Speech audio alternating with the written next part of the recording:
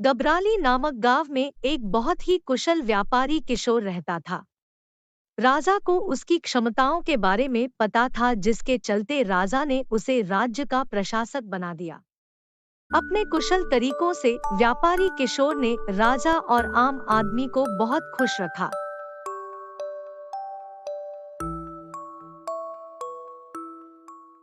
कुछ समय के बाद व्यापारी किशोर ने अपनी लड़की का विवाह तय किया।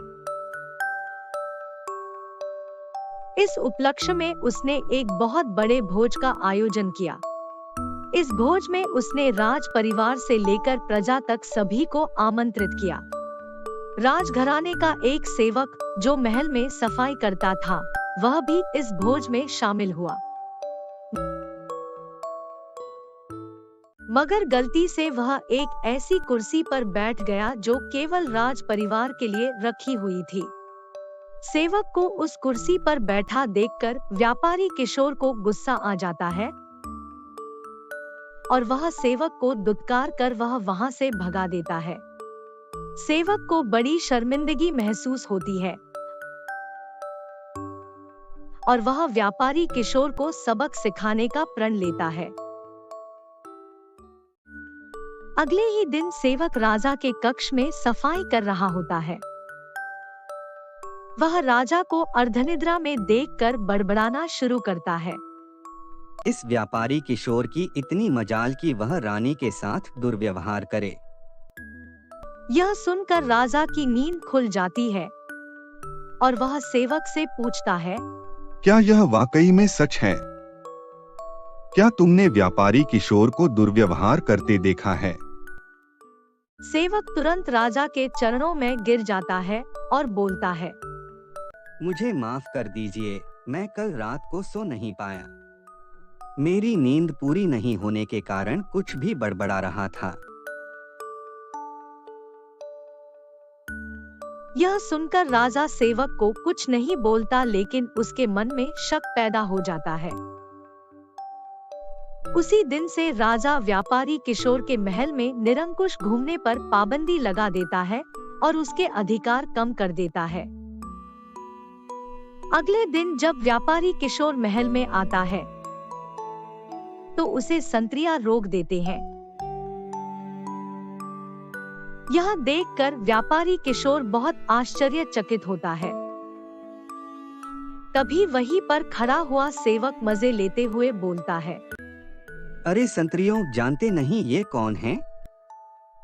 ये बहुत प्रभावशाली व्यक्ति हैं जो तुम्हें बाहर भी फिंकवा सकते हैं, ठीक वैसे ही जैसा इन्होंने मेरे साथ अपने भोज में किया था। तनिक सावधान रहना। यह सुनते ही व्यापारी किशोर को सारा माजरा समझ में आ जाता है। वह सेवक से माफी मांगता है और सेवक को अपने घर खाने पर बुलाता है। व्यापारी किशोर सेवक की खूब आवभगत करता है।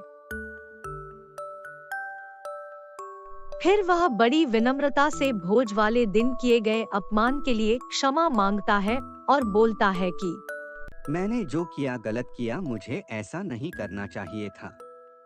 सेवक बहुत खुश होता है और व्यापारी किशोर से बोलता है, आप चिंता ना करें, मैं राजा से आपका खोया हुआ सम्मान आपको जरूर वापस दिलाऊंगा। अगले दिन राजा के कक्ष में सफाई करता हुआ सेवक फिर से बड़बड़ाने लगता है, हे भगवान, हमारा राजा तो इतना मूर्ख है कि वह गुसलखाने में पपीता खाता है। यह सुनकर राजा क्रोधित हो जाता है और बोलता है, मूर्ख तुम्हारी ये हिम्मत! तुम अगर मेरे कक्ष के सेवक ना होते तो तुम्हें नौकरी से निकाल देता। सेवक फिर राजा के चरणों में गिर जाता है और दोबारा कभी ना बड़बड़ाने की कसम खाता है। राजा भी सोचता है कि जब यह मेरे बारे में इतनी गलत बातें बोल सकता है, तो इसने व्यापारी किशोर के बारे में भी गलत बोला होगा। राजा सोचता है कि उसने बेकार में व्यापारी किशोर को दंड दिया। अगले ही दिन राजा व्यापारी किशोर को महल में उसकी खोई प्रतिष्ठा वापस दिला देता है।